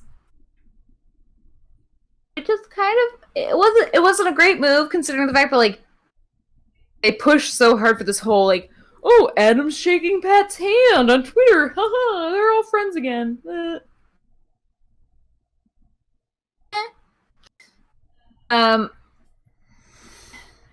Roddy tried to stop Adam because he's a good friend. And then Bobby and Kyle are distracted. So Bobby, who is still in the ring, gets destroyed. And Imperium win the title.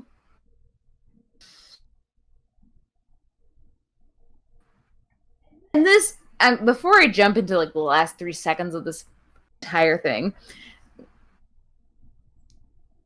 this worries me because we basically got Kyle back into wrestling as opposed to being a therapist. We got Kyle back into wrestling because it was like, hey, guys, you're being like really petty over stupid shit. It does not matter. When we wrestle, that's what we're here for. And everyone was like, yeah, you're right, Kyle. You're right. We're here to wrestle. I'm getting a little worried because Adam just sort of sacrificed the tag team title. I mean, they can always challenge him again. For his own... Huh? They can always challenge them again. I understand that, but also I don't trust the WWE, and if I see Undisputed Era break up before Bayley and Sasha do, I will kill myself, I swear to God. Liz, I don't think you realize how in need of tag teams WWE is. I don't think they're going to break up one of WWE's most well-known tag I teams. don't want strife between them either, though. That's the thing. Anyways, Abby gets murdered. Imperium get their titles. They retain. And then it's this whole scene of Pat yelling at Adam, 14 referees between them. Shawn Michaels and Triple H are out there, too. Thank God we got to see Triple H, my God. Anyways. He doesn't like Finn Balor. Just wanted to humanize him for a second. Anyways. God. He didn't give him the point. Oh, but he did the little that thing. He kissed He him? did that thing. He kissed No, him? What? I'm confused. Did not kiss him. I'm moving on. Anyways. Triple H and Shawn Michaels were out there. And Pat McAfee was like, fine, I'm walking away, blah, blah, blah, blah, blah, blah. I'm a big football guy, I've got a concussion, blah, blah, blah. And actually he doesn't, because he does the little kick thing into the little bubble. So that's as much as I know about football, and that's all I care to know. The field goal? So he's never seen any action in his goddamn life. Then Adam must have said something. I don't even know what he said because the audio is horrible. It's 14 people yelling all at once and one microphone focused on Pat. Adam yells something. Pat comes back. Adam's being held back by like literally every person that possibly exists in WWE. And we finally get the trainees to shut up for the sake of hearing Pat say a bunch of short jokes about Adam Cole, who I'm pretty sure is like 6 foot. So like, it's not my first assumption of someone who's short. I don't know. I'm not tall, but 6 foot seems like a pretty average, if not slightly above average male height. But Pat McAfee says some short jokes at Adam Cole, which apparently is his trigger. And Adam Cole crawls across the announce desk, and Pat McAfee kicks him in the face. And then Adam is dead. And Triple H pushes Pat McAfee, and I said, I'll be looking up that clip later. But yeah, so Adam Cole is dead. Pat McAfee kicked him in the face, and that's where we ended the night. Very dramatic ending. Yeah, and Roddy couldn't even save Adam. What the hell? Yeah, if UE are gonna get mad at anybody, it should be Roddy for not trying to stop it. Really? Yeah, Roddy had every opportunity. And poor Roddy, he was like, I'm not involved in this fight. I am not involved in the Pat McAfee drama. I am just here to cheer on my friends. Oh, I've got to deal with that now. Yeah. Poor guy. At least Dexter Lumis is injured, so he can't run after Roddy now. Or he does, but like just crawling. Just He is actually quite good at slithering, so maybe the ankle injury isn't that big of a deal. yeah. The next match he's in, he's just like slithering through the ring. He's like, I can't do anything. He's just grabbing people's ankles and pulling them down. Oh, Dex. Baby boy. So that was tonight. Yes, it was. Sad face for Adam Cole. Yeah. No sad faces for Pat McAfee, though. I don't care for that man. I don't like him. Don't like him one bit. Watch, I'm gonna look it up. Pat McAfee's gonna be like a Gemini or some shit. Adam Cole is definitely not 6 feet. He may be billed at 6 feet, but he's not 6 feet. I mean, I don't think you understand. 6 feet's not that tall. I know, but there are a ton of other wrestlers who are billed at 6 feet that are taller than Adam Cole.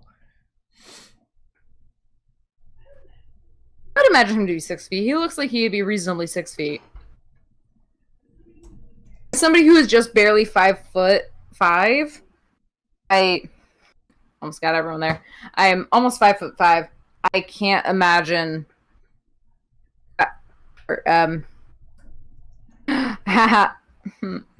McAfee's a Taurus, bitch. I can't imagine that Adam Cole is that much taller than me, and usually 6 feet is where I kind of imagine people who are not that much taller than me are. And you're 5'11", you're probably his height. That would make sense. I mean, Johnny Gargano. How tall do you think Johnny Gargano is? 6 foot. 5'11".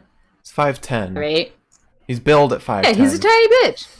He's not though. Yeah, he's sense. the same height as Adam Cole in pictures.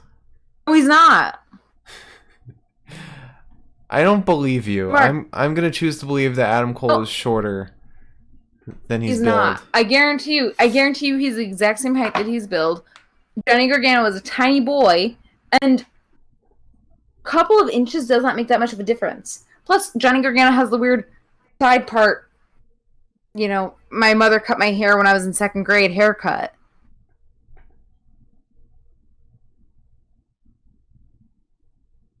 Just saying. I just want you to know that build heights aren't actual heights. It's just a way to put all wrestlers in the same weight class. Mark and I have talked about this before, and I said that I just need to meet, like, one wrestler and be like, can I measure you? Can I just, like, measure your height? And once I do that, I'll know every other wrestler's height, because I'm sure that, like, there's a way to do that, like, off of, like, okay, so I measured so-and-so, and he wrestled this person, this is where he stood against this person, this person, this person, this person. I just want to know. Ultimately, I just want to know if Drew McIntyre is actually the height that he's billed at. I care about. Adam Cole is... I already know Adam Cole is about my height, I'm sure.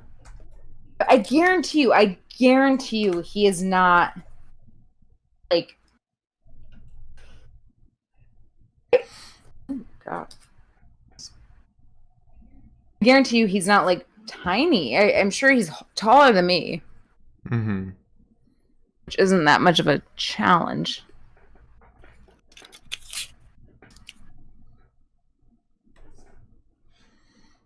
So are we changing segments right now? Yeah. My tape wasn't very good.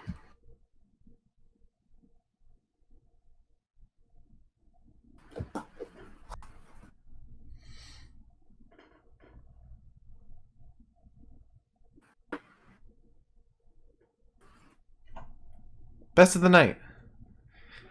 Promos! Alright, so best promo of the night. This one's tough because there were like 3. We started. What was the first one? I don't think I wrote the first one down. Well, first promo I have written down is the Robert Stone and Aaliyah and Mercedes interview. The first one, oh, wasn't that Fandango getting kidnapped?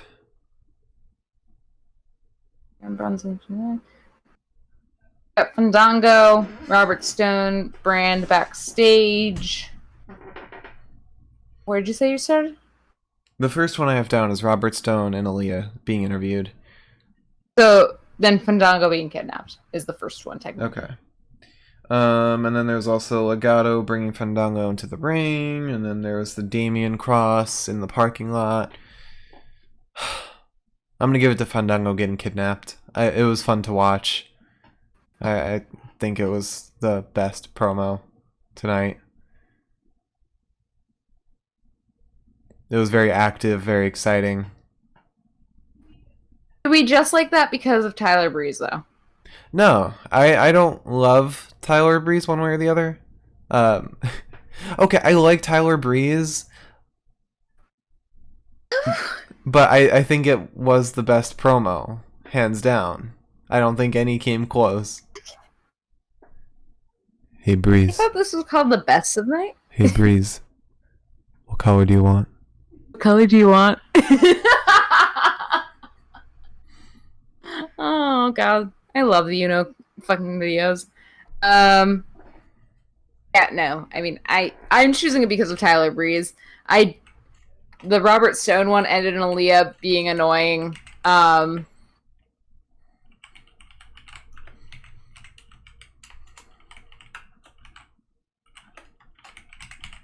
I'm trying to think. Yeah, no, because the Bronson Reed Damien Cross one was like really bad acting, really bad. It was so Mm-hmm. uncomfortable. It very much felt like they were like, oh, like when Damien was like, when he saw Bronson, he was like, oh, give me 1 second, guys, and then walked over while the cameras followed him. He was like, hey, Bronson, I think that you should ignore your hopes for the North American title. I was like, you may as well just slap him or something. I don't care. So yeah, I would say the Fandango getting kidnapped promos is going to be mine, mostly because I like Tyler Breeze and everything else was kind of annoying. Mm-hmm. Okay. So fighter of the night. Fighter of the night. Okay. So first off, we had Rhea Ripley. See, now I'm pronouncing it Rhea Ripley. I think most of the time I do pronounce it Rhea Ripley. Versus Dakota Kai. Rhea is my pick for this fight. She was awesome. She was as good fighting as she was selling and performing and reacting to everything. I think she did an excellent job. Plus, she had to take some brutal shots from Mercedes that made her look not great. Yeah, no, she was a star tonight. And I really was hoping that she would go against Io because I love to see that match. Instead of her against Mercedes, which I know is going to happen. But after that, we had Bronson Reed versus Shane Thorne. It's hard to pick Bronson for this because he doesn't have to do much in these fights. He just clotheslines, tosses a couple times, and that's really it. He doesn't really act very much. Shane, I think he did the best job here as far as athletic performance goes, but he didn't really perform as a performer or reactor. He was just kind of there to be a punching bag for Bronson. And then we had the triple threat, Damian Priest, Oney Lorcan, and Ridge Holland. You know, originally I wrote down Oney Lorcan for this.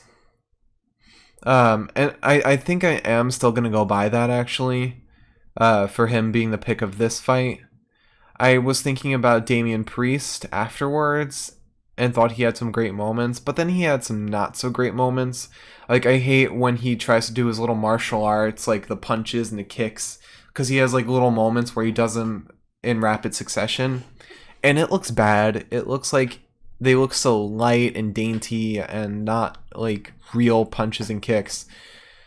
I think Oney Lorcan was the one to look the best out of this fight, and his crazy eyes are always good character, little character additions that I think help sell him as a wrestler.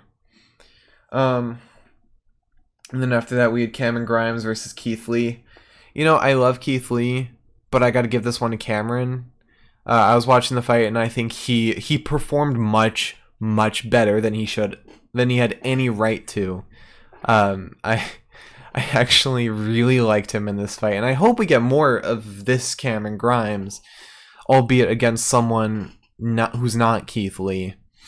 But I think he just needed a better opponent to be fighting to look even better. And he had that extra addition of the character. But I don't think this was his fight to really shine in. And then we had Tegan Nox versus Indy Hartwell. I mean, obviously it's Tegan Nox. Indy was there to kind of get knocked down a peg. Tegan was there to be knocked up a peg. And she looked good. That's all I can really say. She didn't look amazing in any way. And then after that, we had Imperium versus Undisputed Era. And Kyle O'Reilly is my pick for this fight. He looked like a star. But it was hard to focus. Respect. What was that? No respect. No respect for Bobby. No respect for my Albany boy. My Albany boy. But regardless of who we pick for this fight, the focus was not on any of the fighters in the ring, unfortunately.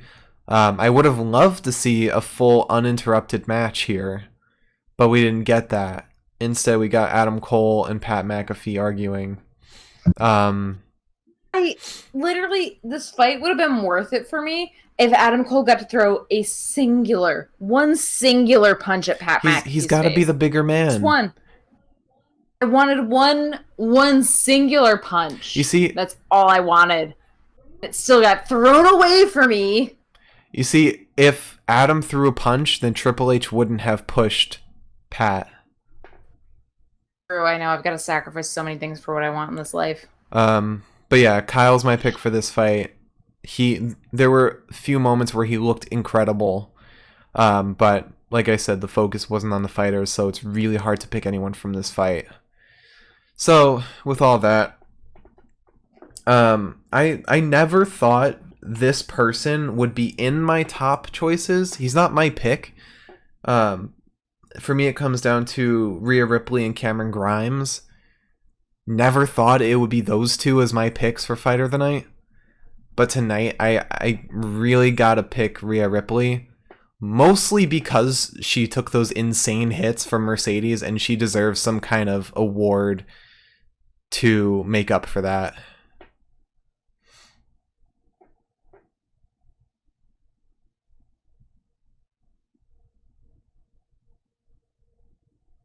I can't tell if you're agreeing with me or not. No, I agree with you. I was going to choose Rhea. I'm going to choose Rhea as well. Love using my words. No, I thought Rhea was really impressive tonight, and I really enjoyed watching her. And I was glad that we got to see her doing a match that, like, required skill. Because the last few matches we've seen have been, like, her versus, like, Aaliyah. Yeah. Honestly, to see Rhea still perform as well as she did, even though it looked kind of like she got her nose broken. Yeah. Yeah. It was pretty impressive. I go on. I was gonna say Rhea hasn't looked this good since TakeOver. Yeah, she looked amazing tonight. She really had a lot going on for her. And I was really happy that we got to see her looking so nice because she hasn't had a lot of good matches in the past like couple of weeks now. Mm-hmm. So to see her looking really good was really awesome. I mean, she's our age now, so hopefully we'll see her in like maybe Raw soon. I can't imagine her in NXT or in SmackDown. Yeah. Hopefully we'll see her in Raw in a couple of years. I think that she's got a lot going for her. Yeah, that's where I stand. I think that tonight was another piece of proof that she's a really awesome wrestler, and she can take the hits about as well as she can give them. So. Oh yeah, and she's a hell of a performer. I mean, just in terms of like her acting and how she was reacting to Dakota's hits and how well she sold Dakota's hits. She was all around fantastic today. I agree. You agree? You want to fight on it? Yeah, I agree. Hey. All right, fight of the night. Fight. So we started off Rhea Ripley versus Dakota Kai. Great match. I thought it was a really wonderful match. Wish we had seen a little better Dakota, but she gets better as every day passes. We did have a fantastic Rhea Ripley. An ending that kind of trails off to other storylines. Dakota, I am excited to see her fight Io, and I really want to see her win because Tegan lost to Io, and it would be like the perfect storyline kicker if Dakota beat Io. I think that would be a really good twist. And then we'll get to see more Rhea versus Mercedes, which Not great, but it's something. And then after that, we had Bronson Reed versus Shane Thorne. Nice to have Shane Thorne back. Although, wish we had him on Raw instead. But it is what it is. There's no place for him on Raw, really. So, I mean, this fight, it was nothing special. There's no story elements to it. It's just Bronson Reed wanting to fight someone and Shane Thorne wanting to be brought back. And then after that, we had the triple threat, which was a really good fight. I gotta say, it was really good. Oni looked great. Damien looked better than usual. And then this is our first time seeing Ridge Holland. I don't love his look. I think if he grew some more facial hair, made himself a little grimier, it would work. It would look better. Or if he was older, I think it would look better. But this is fight of the night, not fighter of the night. So it was a great fight. Yes. Triple H pushed Pat McAfee twice. Did he? Yeah. All right. It'll be fine. I'm just gonna be watching the video. Liz, we're out of that segment right now, so if you could please I'm still watching it though. Keep going though. So yeah, it was a great fight. I'll just end it at that. I wish Damian Priest performed a little better. But Oni and Ridge looked great, especially since this is the first time seeing Ridge. It was a great first time. And then we had Cameron Grimes versus Keith Lee, which was a fantastic match, and it had a great ending with Karrion Kross. I think it had a great lead-in to how Cameron Grimes is just like desperate for attention at this point, and Keith is kind of just trying to eliminate a distraction. Although it's kind of like a pointless fight and just a time filler till takeover, I think it was executed perfectly. Keith looked great. In fact, he didn't have to do anything. He looked unstoppable by just standing around. And Cameron looked much, much better than normal. And then we had Tegan Nox versus Indy Hartwell, which was basically an enhancement talent fight. Nobody looked great here. And I don't know where it's going to go story-wise. I think this was just a time filler. And then lastly, we had Imperium versus Undisputed Era, which everyone looked alright. I'd say nobody looked amazing. Kyle had great moments. But the focus wasn't even on the fight. We barely even got an ending to that fight. The focus was more so on Adam Cole and Pat. And at some points it was even hard to pay attention to the fight because the camera would be on Adam Cole and Pat McAfee. So it's hard for me to give it to that. Part of me wants to say Rhea versus Dakota as fight of the night, but I'm going to sway away from that. Instead, I'm going to pick Keith Lee versus Cameron Grimes. Which, again, shocking that I would pick Cameron Grimes to be in my fight of the night. But we can't deny he looked fantastic today. I was gonna pick the same fight actually. As much as I just genuinely cannot stand Cameron Grimes almost 90% of the time, I was genuinely impressed because Keith still looked good. Keith was pushing the whole like I have better things to do mentality. Like I don't during have the whole time thing. for this. Yeah, like he was just like but not only that, but Cameron also looked really good for most of the night. And Cameron Grimes' thing is always being like, I talk a big game and then I suck sometimes. Yeah, and like Cameron was definitely pulling off that character that's just like desperate for attention, like notice me senpai, like that kind of character, and he did it like perfectly.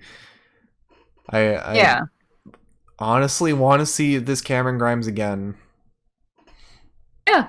I really like this fight tonight. I thought that we saw a lot of Keith's story kind of pushing forward, and I thought that we saw more Cameron Grimes' skill pushing forward. And for that, I was pretty impressed. I was pretty happy with them. So to run it back, our pick for promo of the night: Run it back. Breezango getting attacked by Legado del Fantasma. Fighter of the night: Rhea Ripley. And fight of the night: Cameron Grimes versus Keith Lee. And let us know what you think of these picks on Twitter, because I'll be posting them later on. So in case, I mean, if you're listening to this now, you know who won. But I don't know, maybe you know somebody who didn't see it, and you can tell them, look at the Twitter, so they can find out who won. Anyway, Liz, close out for us. Or let us know what you want. Oh yeah, let us know who you think should be fighter or fight or promo of the night. I think what should have happened tonight was that Adam Cole should have gotten a left hook right into Pat McAfee's little chin, and then I would have been able to see something that I wanted to see. But I did also get to see Triple H push Pat McAfee. I get to see Triple H push. I did get to see Triple H push Pat McAfee twice. Are you okay? Are you good? I was good until you interrupted me for a second time, and then I stopped remembering how to say words. But that was also just as important to me, so it's fine. Anyways. Who'sy whatsits. So we'll be back on Friday for SmackDown. I will probably, ideally by Friday, I will not be nearly as stressed as I am right now. I will actually have like some time to lay in bed and watch YouTube videos again and stuff like that. I haven't had that time in the past few days. It's fine. It's fine. Thanks for watching, everybody. If you want to follow the stream if you enjoyed. I wasn't done. Anyways, we'll be back on Friday for SmackDown. Actually, I think I do this after you talk about the streams and stuff. Yes. Yes. And go talk about the streams. I'll think about what I want to say about. Well, there's one stream you should follow, and that's this one. Follow if you enjoyed. And hit the little bell so you can be notified whenever we go live. And follow us on Twitter at the Pinfall Cast. Liz looks like she can take a nap right now. Follow us on Twitter. We tweet out whenever we go live. And sometimes we tweet out if we don't go live. I mean, it hasn't happened yet, but who knows? And also, if you miss a podcast, we also post when we run that back. If you miss a podcast, we also post what our fighter and fight of the night is for that night. We also tweet about a lot of wrestling stuff, retweet wrestling stuff like that. And follow our personal Twitters too. I'm at the Mark Cameron, and Liz is at Eliza Elaine 23. And follow my personal Twitch, twitch.tv/Mark Cameron. Another stream you should be following. There might be a guest appearance by somebody on this podcast that you recognize. That isn't Mark. Maybe not on his Twitch, but on the YouTube relating to us. No, I don't know really be how on it's the going to work. Twitch. Anyways, I might be... Twitch. I'll be involved. Oh. And close us out, Liz. Are you okay? Can you quickly... I'm very tired.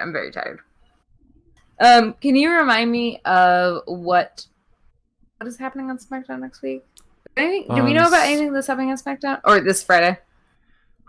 Let's see. SmackDown. Who's on SmackDown? I imagine we'll see Cesaro and Shinsuke versus Lucha House Party. Yeah, that's probably gonna happen. Maybe some Bray Wyatt crap. Yeah, Bray Wyatt and Alexa Bliss. I think more Nikki and... Oh, I think we're getting... Oh no, is that SummerSlam? Nikki versus... Yeah. You got a couple weeks for that one. I don't know what's happening.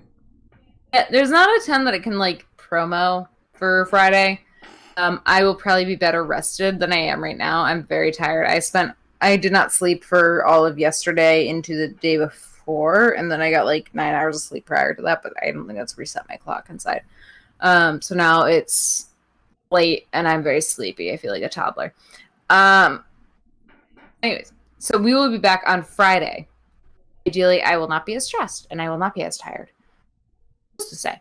But we will be back Friday. We will be back for SmackDown. We don't know what's happening on SmackDown, but we're assuming that we will probably see some Cesaro Shinsuke versus Lucha House Party action. We'll probably see some Bray Wyatt action as far as Alexa Bliss is involved. Yeah, I'm sure we'll see Bayley and Sasha. That's probably a given. But we will be back then. Please, please, please, please, please, please, please tune in. And thank you both Milam and Mike for being part of our chat. We love having you guys here. And everyone else who showed up. On Twitter. And everyone else that showed up. Yes, and everyone else that showed up. Thank you. Sorry, I'm looking at the chat and I see Milam and Mike's names, and that's all I see because it's that 18% font. But yeah, thank you so much for everyone who's in the chat. Thank you for everyone who is interacted with us on Twitter. We really like knowing that you guys enjoy it. And also, we really like knowing that you guys enjoy us. It means a lot. Thank you.